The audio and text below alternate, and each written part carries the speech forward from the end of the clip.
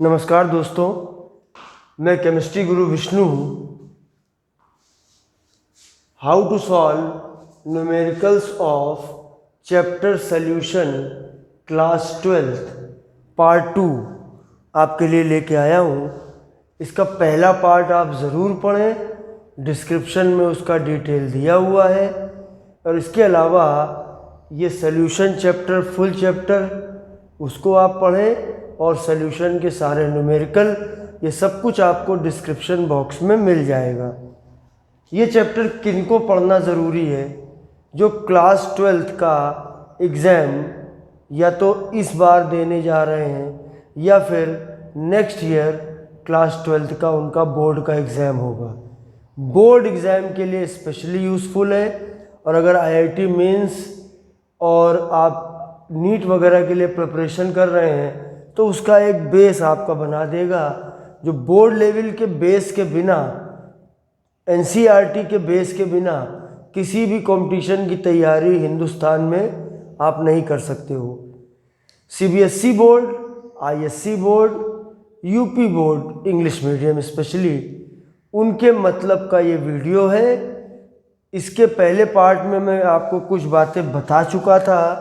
तो अब देखिए, पहले मैं आज आपको न्यूमेरिकल लेने जा रहा हूँ जो बेस्ड हैं राउल्ट्स लॉ पे। मैं आपको कुछ न्यूमेरिकल भी लूँगा। एनसीईआरटी है अगर आपके पास तो आप ओपन कर लीजिए। देखिए कि numericals based on Raoult's law, अक्सर इसका न्यूमेरिकल आ जाता है। राउल्ट्स लॉ में दो केस हैं। पहले मैं केस फर्स्ट लेता हूँ।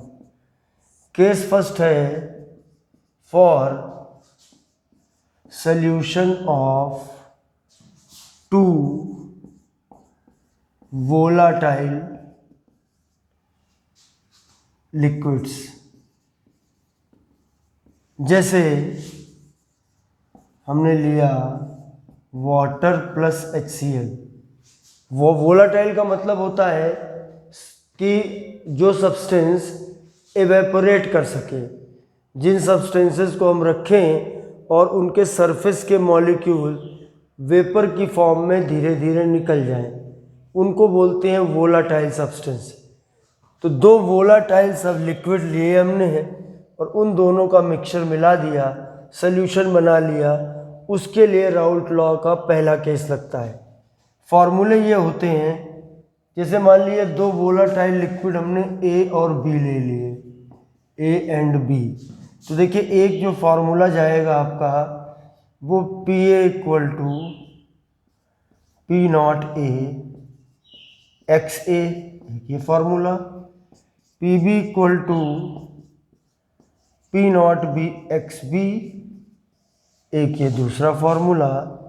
और P total equal to P A plus P B, ये तीसरा formula.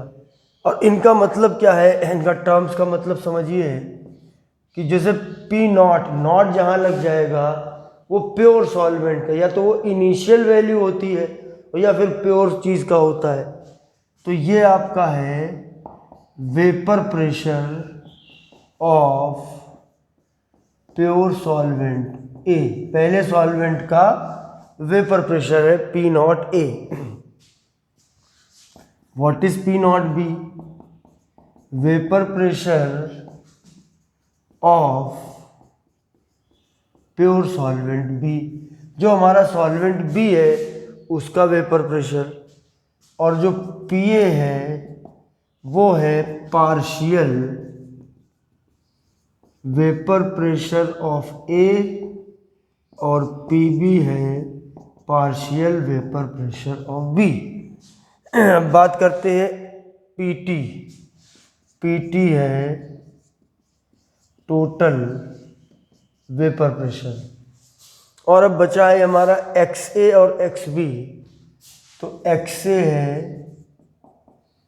Mole fraction of A, और ये वैल्यू इक्वल होती है N1 upon N1 plus N2। या आप ऐसे लिख सकते हो Na/Na+Nb, ऐसे आप इसको लिख सकते हो।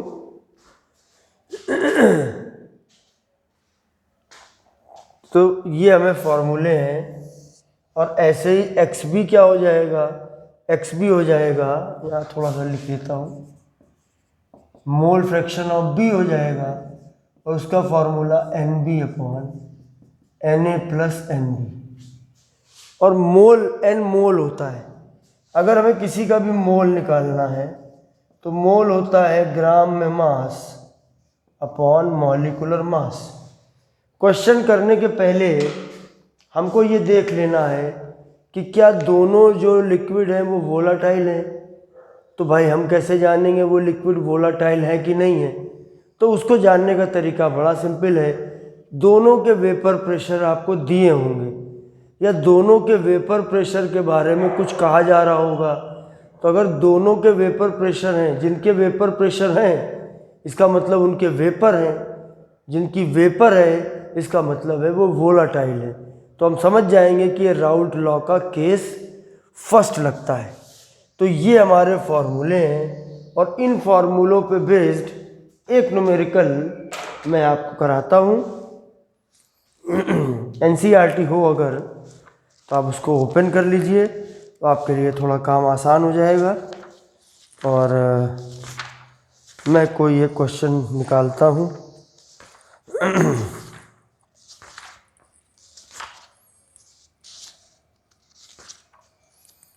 एनसीईआरटी एक्सरसाइज पे आइएगा।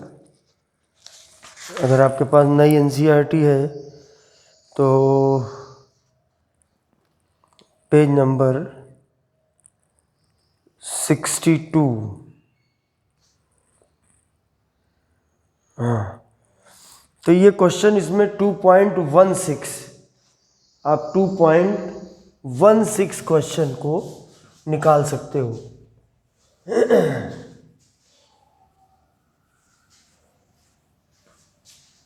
न्यूमेरिकल आप मान के चलिएगा कि आपके नंबर ख़राब करने वाला ये चैप्टर है। और आप में से ही एक हमारे सब्सक्राइबर हैं, अक्सर हमारे साथ जुड़े रहते हैं, उन्होंने ये चीज़ कही। अब इस समय उन्होंने बोला कि भाई इसमें प्रॉब्लम है, तो मुझे ध्यान आया, मैंने कहा ऐसे तो और बहुत बच्चों को प्रॉब्लम इसमें होती है। तो मैं आपको 2.16 क्वेश्चन ले रहा हूँ। देखिए कैलकुलेशन वर्क आप खुद करिएगा। 2.16 क्वेश्चन है, heptane and octane form an ideal solution. Ideal solution वो होते हैं जो राउल्ट लॉ को ओबे करते हैं, heptane and hexane, octane sorry.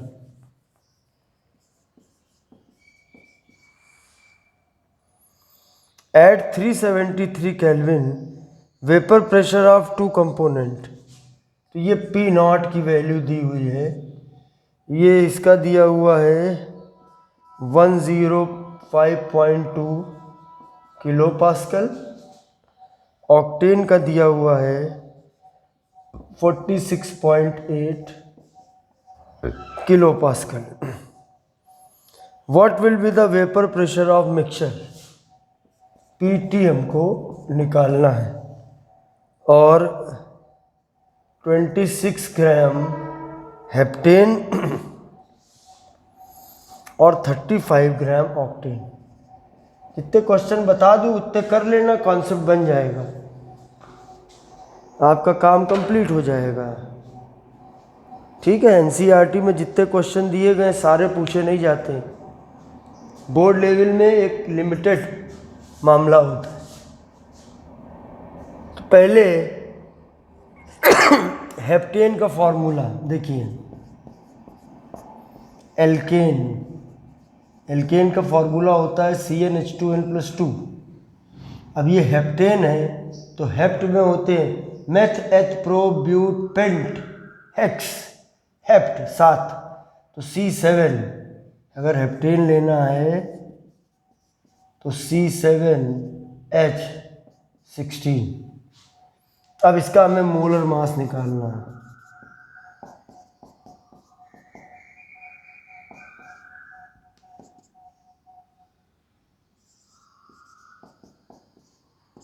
वाह 100, इसका मोलर मास आ गया 100। कैलकुलेशन कहीं गलत हो जाए तो बुरा मत मानिएगा, आप कैलकुलेशन खुद भी कर सकते हो, ठीक है। अच्छा, अब देखते हैं हम दूसरा ऑक्टेन।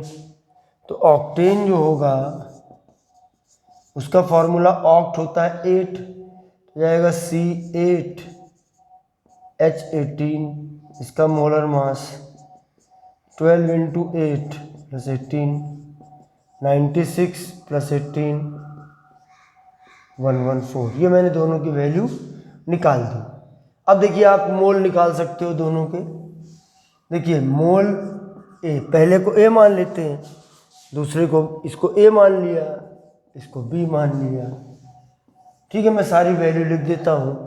तो जब Na निकालेंगे तो मोल होता है ग्राम में मास अपॉन मोलर मास। इसका ग्राम में मास देखो दिया 26। जब न्यूमेरिकल करो तो ऐसे डिटेल लिख लो, फिर बार बार क्वेश्चन देखने की ज़रूरत नहीं है।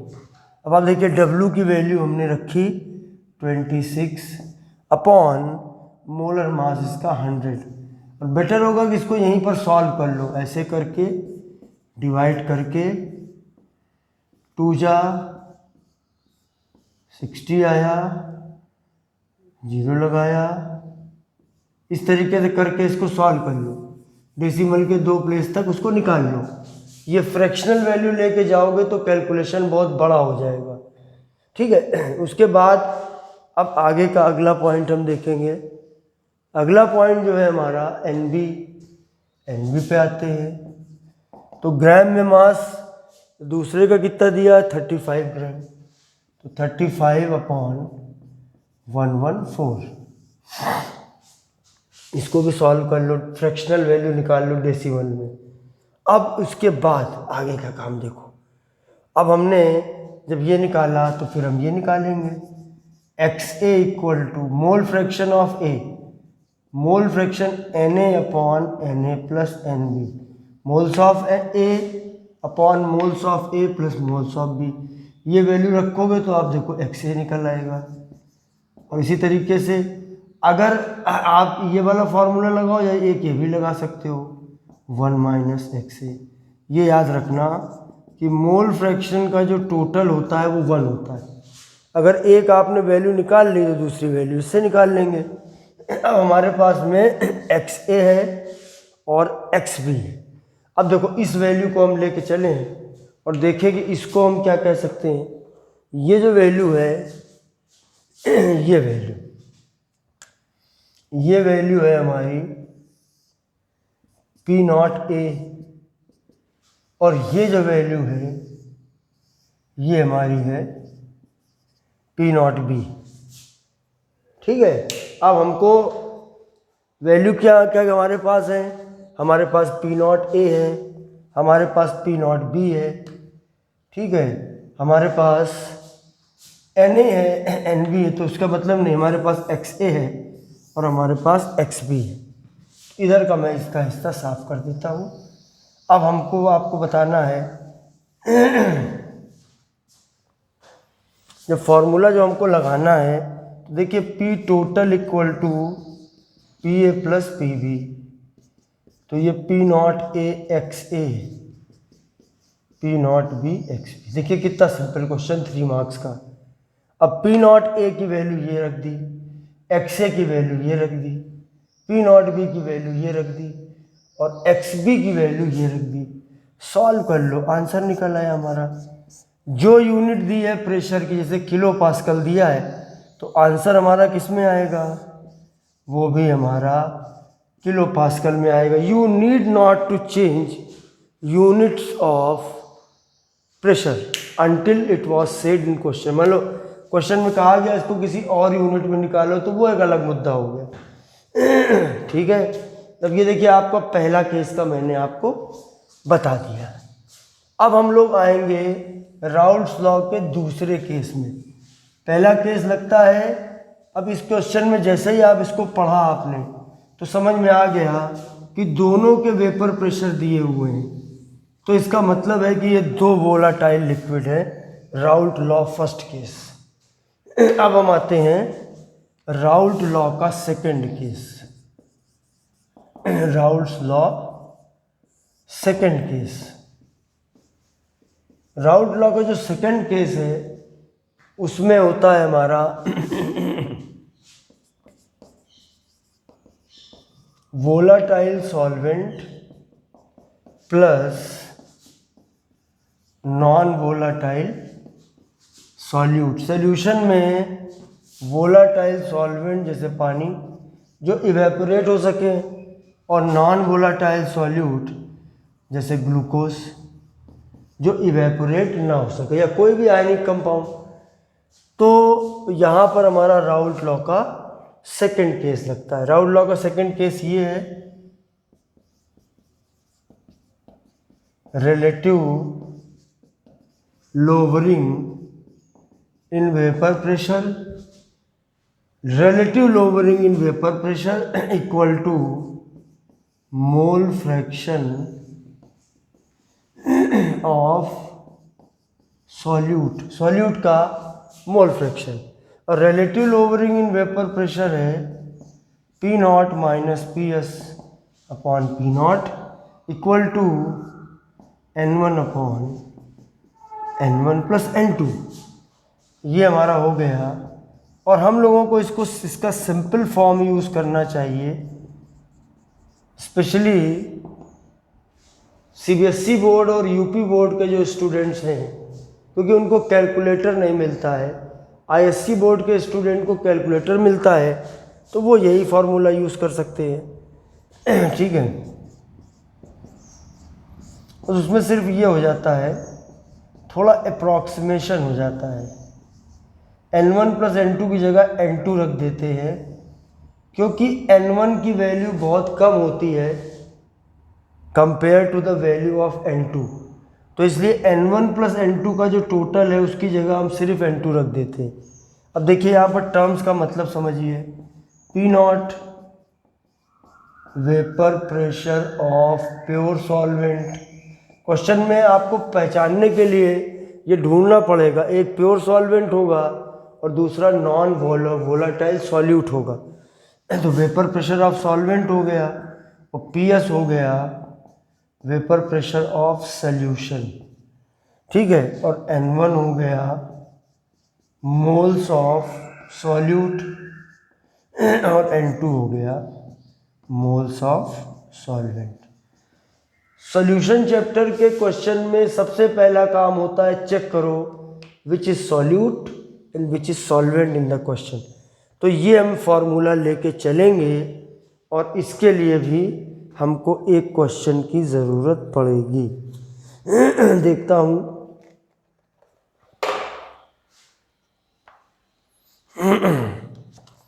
शायद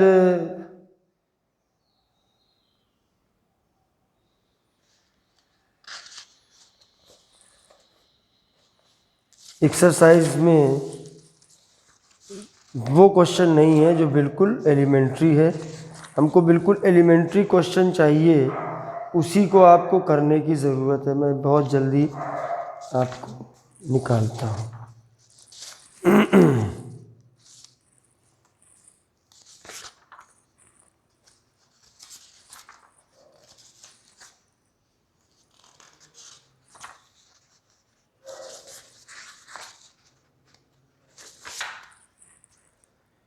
हाँ, ये हमको एक मिल गया, ये पेज नंबर 50। अगर आपके पास एनसीईआरटी है तो मैंने बोला है आप एनसीईआरटी खोल लो, पेज नंबर 50 पे जाओ। पेज नंबर 50 पे आपको एक क्वेश्चन मिलेगा, एक एग्जाम्पल मिलेगा। क्या फ़र्क पड़ता है, एग्जाम्पल है, क्योंकि ये बेसिक क्वेश्चन है। ठीक है, और ये एग्जाम्पल नंबर 2.6 है। ठीक है, एग्जाम्पल नंबर 2.6 एनसीईआरटी में नहीं है आपके पास, तो मैं क्वेश्चन पढ़ दे रहा हूँ, आप लिख लेना। The vapour pressure of pure benzene, benzene का वेपर प्रेशर तो P नॉट हो गया। बेंजीन का वेपर प्रेशर दिया है 0.850 बार। देखिए अब यूनिट आ गई बार, कोई बात नहीं, आने दीजिए। Non volatile non electrolyte solid weighing 0 point, ये सॉल्यूट है नॉन वोलाटाइल, और ये है 0.5 gram. When added to 39 gram benzene दिया हुआ है, एडेड टू वेपर प्रेशर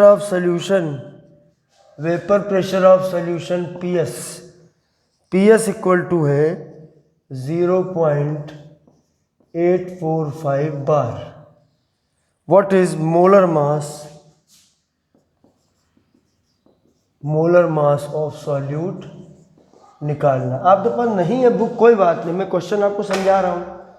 आपके पास में देखिए, इसमें साफ साफ क्वेश्चन में दिया सॉल्यूट है 0.5 ग्राम, उसको बेंजीन में डिसॉल्व किया गया, बेंजीन होता है C6H6। मोलर मास दिया है क्वेश्चन में, नहीं भी दे सकते हैं, है ना। 12 × 6 प्लस 1 × 6, कार्बन का मोलर मास 12 होता है, 6 कार्बन है, हाइड्रोजन का 1 होता है, 1 × 6, ये 78 हो गया हमारा। अब हम फॉर्मूला लगा रहे हैं और फॉर्मूले में लिख दिया करना simple case of Raoult's law. Simple case है राउल्ट्स लॉ का, तो क्या इसको लिखोगे हम, इसको ऐसे लिखेंगे कि P0 minus PS upon P0 N1 upon N2। थोड़ा सा इसको और ओपन करते हैं, P0 minus PS upon P0। ये जो मोल है सॉल्यूट का है N1, इसको लिख लिया W1 अपॉन M1, इसको लिख लिया W2 अपॉन M2। अब हमारा क्वेश्चन 3 मार्क्स का कंप्लीट। अब देखिए, हमको P0 की वैल्यू ये दी हुई है। अच्छा, 2 वैल्यू दी होती हैं, कभी आप कंफ्यूज हो गए भैया इसमें कौन P0 है कौन PS है, तो P0 हमेशा ध्यान रखना, P0 is always greater than PS, क्योंकि वेपर प्रेशर में हमेशा डिक्रीज होता है। तो P0 minus PS upon P0 equal to this. चलिए वैल्यू पुट करते हैं, तो P0 है 0.850 माइनस, इधर लिखता हूँ, माइनस 0.845 अपॉन P0 0.850, W1 0.5, और यही M1 निकालना है, यही हमारा आंसर है मोलर मास। और W2 देखिए 39 ग्राम दिया हुआ बेंजीन का, 39/78। सॉल्व करेंगे मोलर मास निकलेगा, और मोलर मास की यूनिट लगा दिया करिए ग्राम पर मोल। मोलर मास की जो यूनिट रहेगी वो होती है ग्राम पर मोल। तो ये हमारा राउल्ट लॉ के मैंने आपको देखिए दोनों केस मैंने आपको समझा दिए। अब आपको राउल्ट लॉ के क्वेश्चन बोर्ड लेवल के आपकी पकड़ में है, ठीक है। कुछ और भी क्वेश्चंस होंगे बुक में, लेकिन जब आपके पास कॉन्सेप्ट है तो आप और क्वेश्चन भी कर सकते हो। बोर्ड लेवल में सिंपल क्वेश्चन ही आते हैं, तो एक बेस आपका मैंने तैयार कर दिया।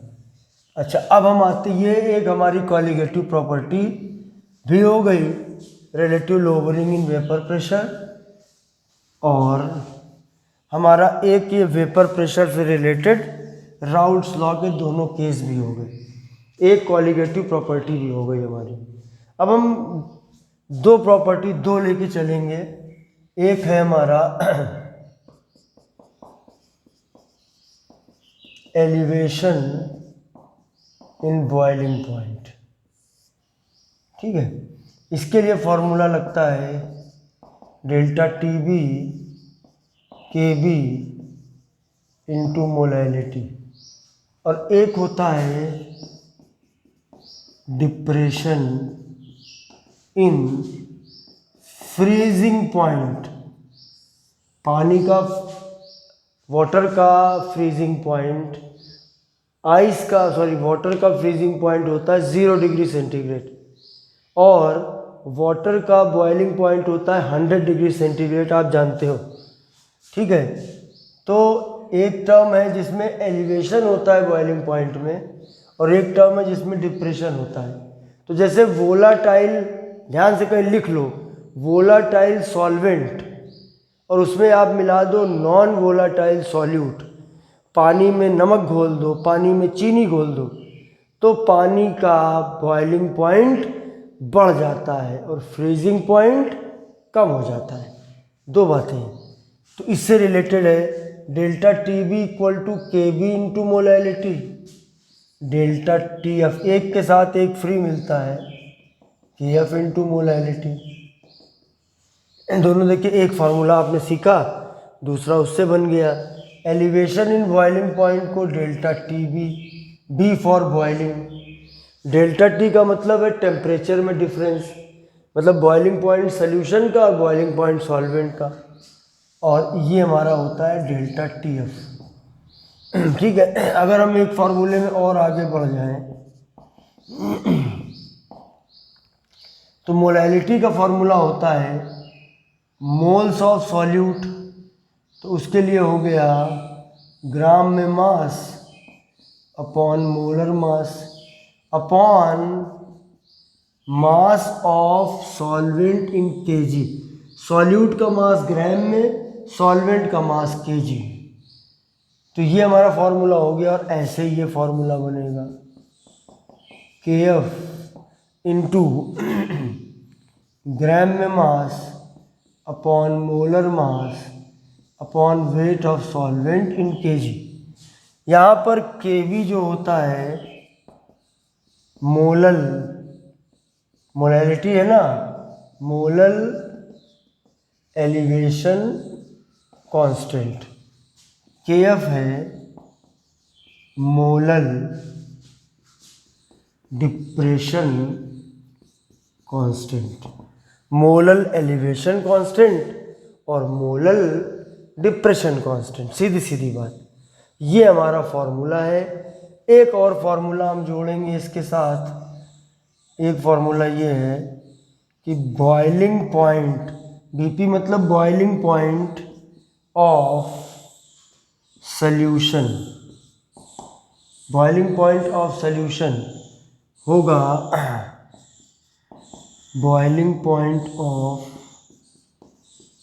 क्योंकि क्वेश्चन में अगर आपसे पूछता है what is elevation in boiling point, तब आपको निकालना होगा डेल्टा टी बी। लेकिन अगर पूछेगा बॉइलिंग ऑफ सॉल्यूशन, स्टूडेंट कभी कभी आप लोग एक गलती कर देते हो। क्वेश्चन में पूछा calculate boiling point of solution, और इतनी आदत पड़ जाती है डेल्टा टी बी निकालने की कि आप डेल्टा टी बी निकाल आते हो, फिर 3 मार्क के क्वेश्चन में 1 मार्क आपका कट जाता है। तो जो बॉइलिंग पॉइंट सॉल्यूशन का है, बॉइलिंग पॉइंट में देखिए होता है एलिवेशन, इसलिए हमेशा फॉर्मूले में डेल्टा टी बी हम ऐड करते हैं। और अगर पूछा जाए फ्रीजिंग पॉइंट ऑफ सॉल्यूशन, तो वो होता है freezing point of solvent minus delta T F. इसमें हमको माइनस करना पड़ता है क्योंकि फ्रीजिंग पॉइंट में कमी आती है।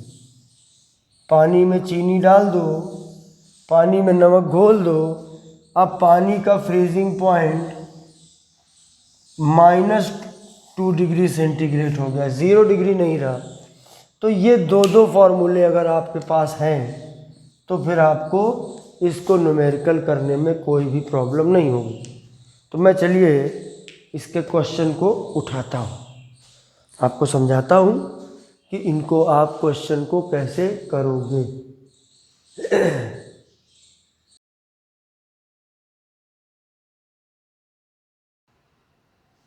अच्छा, ये जो दोनों कांस्टेंट मैंने आपको बताया, एक के बी है और एक के एफ है, ठीक है। तो एक के बी है और एक के एफ है, के बी और के एफ, ये दोनों कांस्टेंट सॉल्वेंट के होते हैं और इनकी वैल्यू आपको क्वेश्चन पेपर में गिवन होती है। इसके लिए भी मैं आपको 2 क्वेश्चन ले रहा हूँ। एक मैं आपको पते की बात बता रहा हूँ, ध्यान से समझिएगा। वो पते की बात ये है कि आपको एक्सरसाइज में क्वेश्चन से ज़्यादा जो आपको इस चैप्टर में एग्जाम्पल्स दिए हुए हैं उनको आप करिए, आपका बोर्ड लेवल ओके हो जाएगा। कम से कम इस ईयर और अगले ईयर होने वाले बोर्ड एग्ज़ाम ओके। आप एनसीईआरटी में गिवन जो सॉल्व्ड एग्जाम्पल्स हैं उनको आप करिए, वो ज़्यादा अच्छे हैं बोर्ड लेवल के लिए compare to the questions given in NCERT exercises. वो थोड़े से टफ है, तो इसलिए मैं आपको ऐसा ही एक एग्जाम्पल लेता हूँ। फार्मूले मैंने देखिए आपको सब दे दिए हैं और दोनों के टॉपिक का मैं एक एक क्वेश्चन आपको करवा दे रहा हूँ, उसके बाद दिक्कत नहीं रहेगी।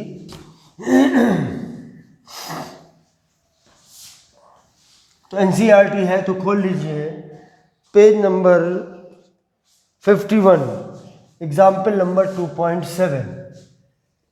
एग्जाम्पल 2.7 ये इसलिए क्योंकि एक्सरसाइज में इतने एलिमेंट्री क्वेश्चन है ही नहीं, वो उन्होंने दे दिए एग्जाम्पल में। देखिए क्वेश्चन 18, जिनके पास बुक नहीं है वो भी परेशान ना हो, सुन लीजिए, समझ में आ जाएगा तो आपको कोई दिक्कत नहीं। ग्लूकोज फार्मूला भी दे दिया इन्होंने, C6H12O6 is dissolve in 1 kg water. तो देखिए डिसाइड हो गया, ये हमारा हो गया सॉल्यूट और ये हो गया हमारा solvent in a saucepan.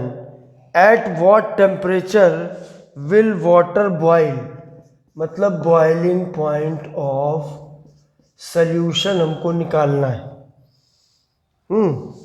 Eight 1.013 बार, उसे कोई मतलब नहीं है। और जो केबी दिया गया है वाटर के लिए 0.52, वैल्यू जो दी हुई है वो दी हुई है 0.52 और 373.15 बार बॉइलिंग पॉइंट। इसको आप याद कर लो, क्योंकि बॉइलिंग पॉइंट जो वाटर का है, वैसे तो हम लोग यूज़ करते हैं ना 0 डिग्री 100 डिग्री सेंटीग्रेड, 100 डिग्री में जोड़ो 273, मगर एग्जैक्टली अगर हम लेंगे तो 273.15 बार। मैं उस बात को आपको क्लियर कर दे रहा हूँ। और एक यहाँ पर एक जो चीज़ दी गई है वो दिया है 1.013 बार। ये क्वेश्चन अच्छा है, बहुत बढ़िया है, इसको आपको समझने की ज़रूरत है। मैं आपको सब पूरा समझाता हूँ, ठीक है। क्वेश्चन को आप समझ लीजिए। बॉइलिंग पॉइंट में एलिवेशन का मतलब पहले समझिए आप, कि जब किसी वोलाटाइल सॉल्वेंट जैसे पानी, उसमें कोई नॉन वोलाटाइल सॉल्यूट जैसे ग्लूकोज को डिज़ोल्व करते हैं तो सॉल्यूशन का बॉइलिंग पॉइंट बढ़ जाता है। पानी का बॉइलिंग पॉइंट ये आपको याद करना पड़ेगा। 1.013 बार का मतलब हुआ है 1 ATM ही हो गया। ये 1.013 बार का मतलब हो गया 1 ATM। एक ATM में बॉइलिंग पॉइंट, हमको मालूम है कि boiling point of water at 1 ATM, ये जानकारी आप अलग से याद करो। ये वैल्यू होती है 0 डिग्री सेंटीग्रेड। जब इसको हम केल्विन में चेंज करते हैं तो इसमें एग्जैक्ट वैल्यू 0 में ऐड करते हैं, ये ऐड करते हैं। इसको हम लोग रफली अप्रॉक्सीमेट करके 273 ले लेते हैं, लेकिन इसमें चूँकि वैल्यू आपको ये लेके चलना है तो ये हमारी वैल्यू, अच्छा ये वाटर बॉइलिंग पॉइंट का 100 डिग्री सेंटीग्रेड तो मेल्टिंग पॉइंट होता है 0, तो 100 डिग्री सेंटीग्रेड को केल्विन में बदलना है तो आप देखिए 273 ऐड करते हो, लेकिन एग्जैक्टली वो 273.15 होता है। इसलिए ये क्वेश्चन एक खास थोड़ा कठिन हो गया, अदरवाइज़ तो आपको वही 273 लेके ही चल सकते हो। तो ये हमने वैल्यू फ़िलहाल 373.15 ले ली। ये वो बॉइलिंग पॉइंट आपको वाटर का है। अब ये सारा आपका देखिए डेटा पूरा लिखा हुआ है। अब हम फार्मूला को लगाते हैं। हमको निकालना है बॉइलिंग पॉइंट ऑफ सॉल्यूशन, तो पहले हमको निकालना पड़ेगा delta T B. Delta T B equal to K B into molality. Molality है ग्राम में mass upon molar mass upon mass of solvent in KG. तो डेल्टा टी बी तो हमको देखो निकालना है और के बी की वैल्यू हमको गिवन है। अब W हमको W दिया है 18 ग्राम। ग्लूकोज है C6H12O6। इसका मोलर मास निकाल लो।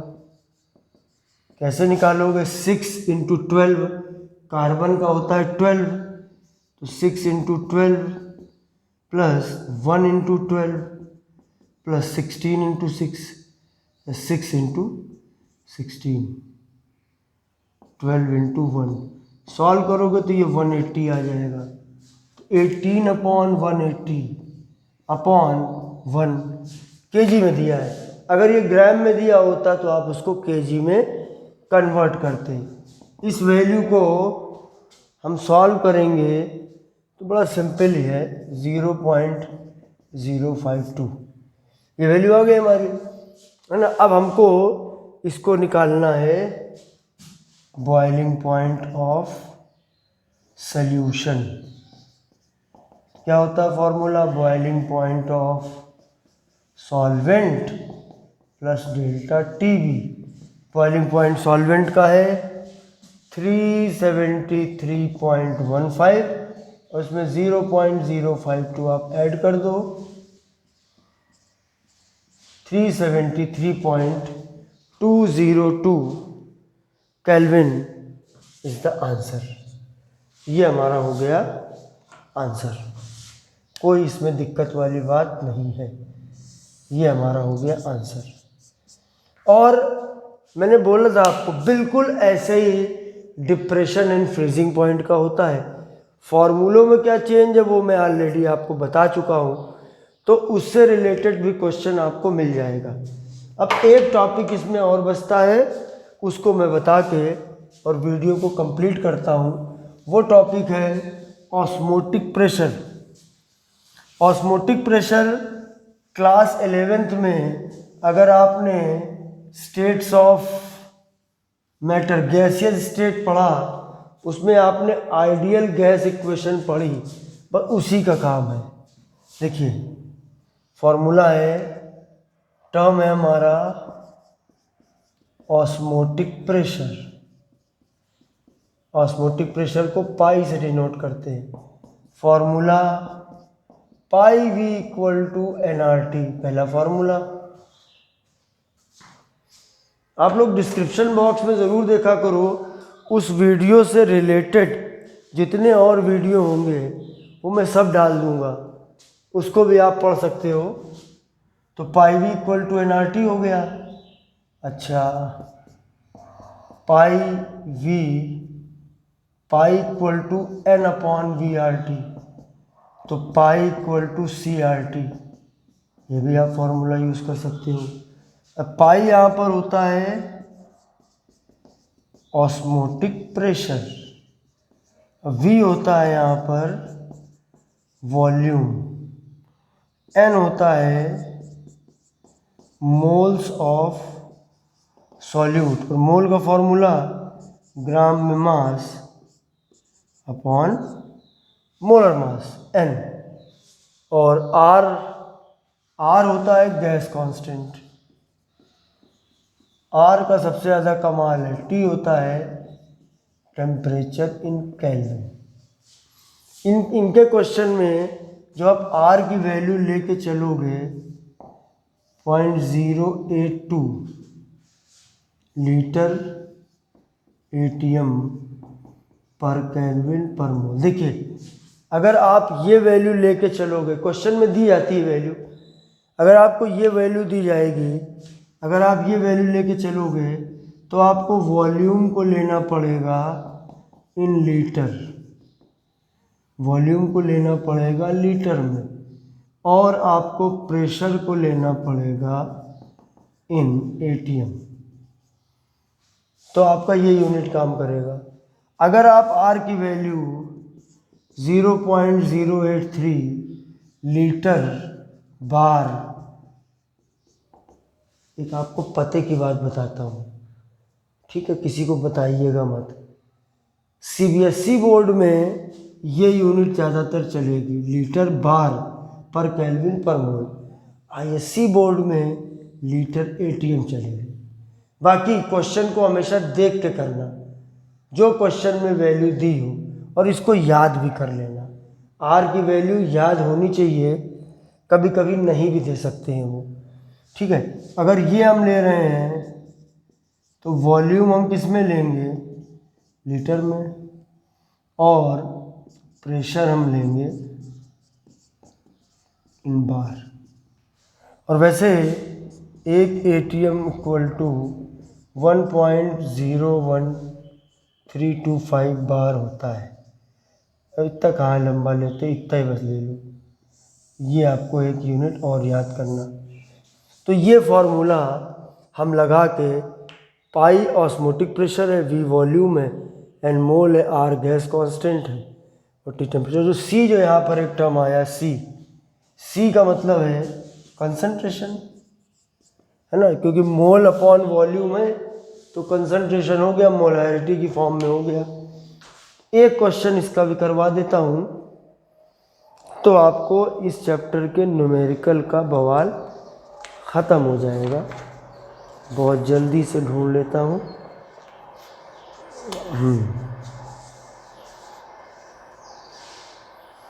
मुझे एक क्वेश्चन मिल गया है, बहुत बढ़िया है, और पेज नंबर निकाल लीजिए 57, NCERT book page number 57 page में इन टेक्स्ट क्वेश्चंस दिए हुए हैं। इन टेक्स्ट क्वेश्चन दिया हुआ है।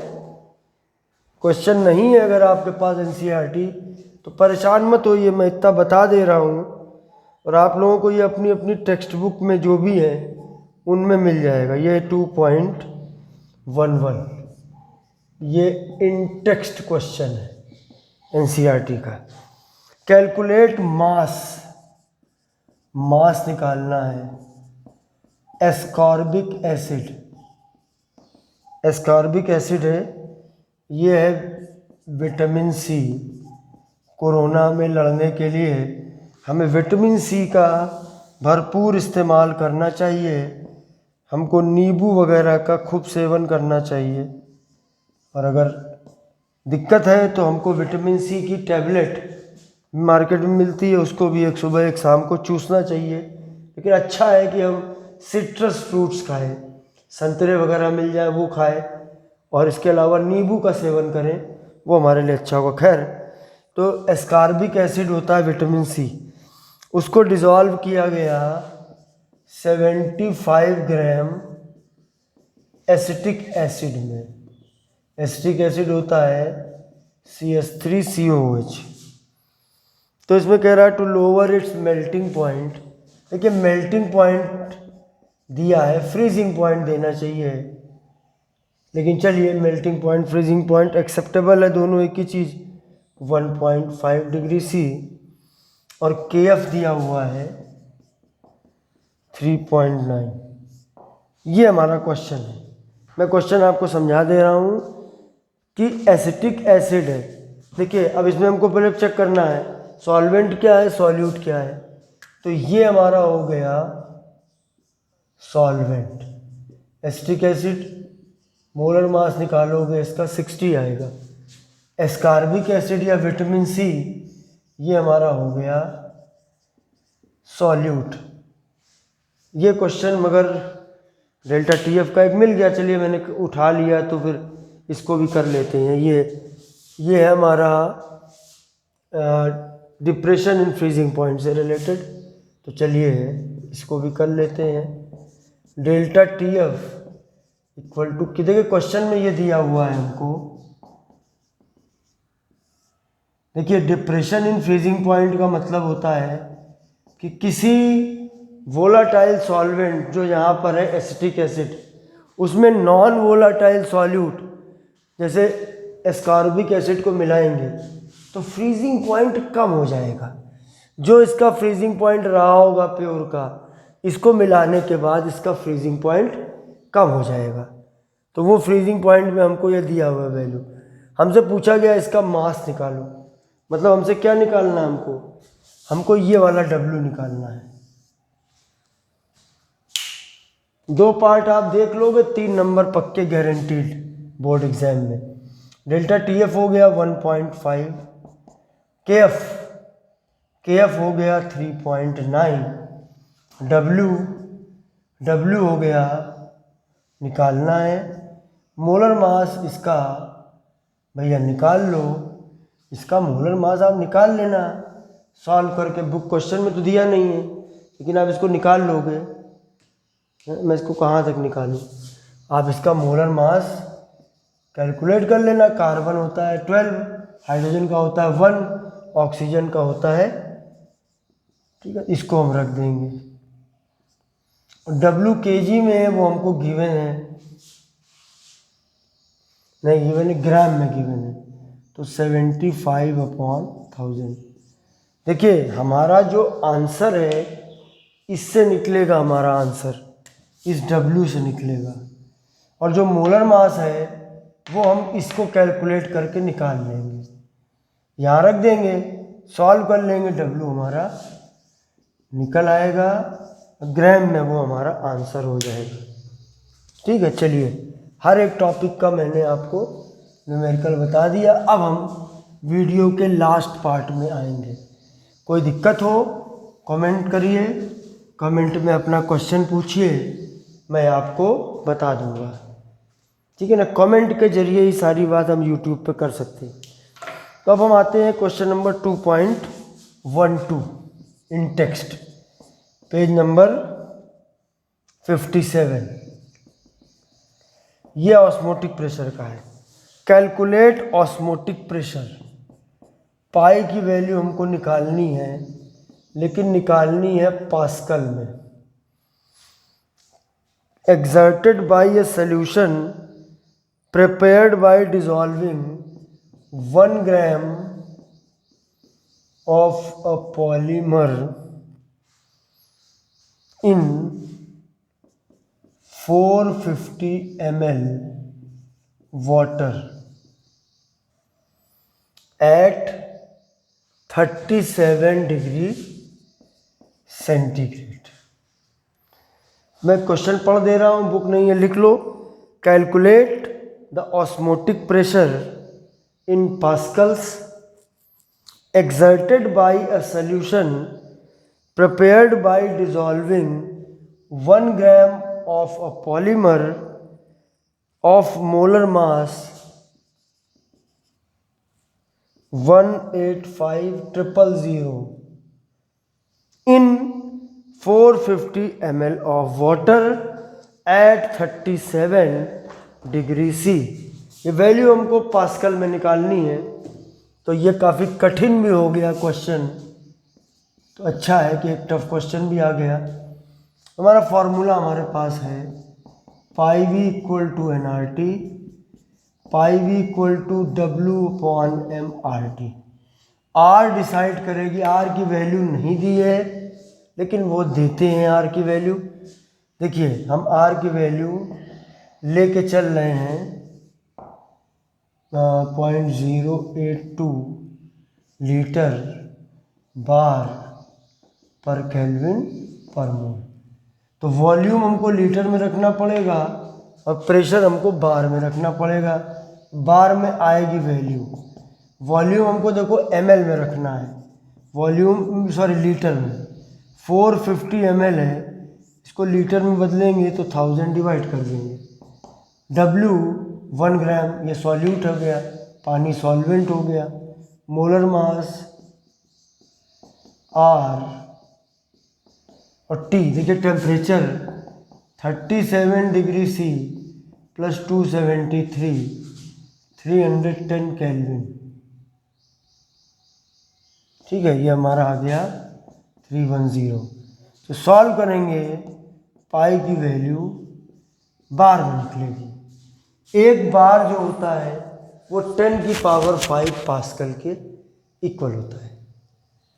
तो बस उसको हम कन्वर्ट कर लेंगे, वैल्यू हमारी पास्कल में आ जाएगी।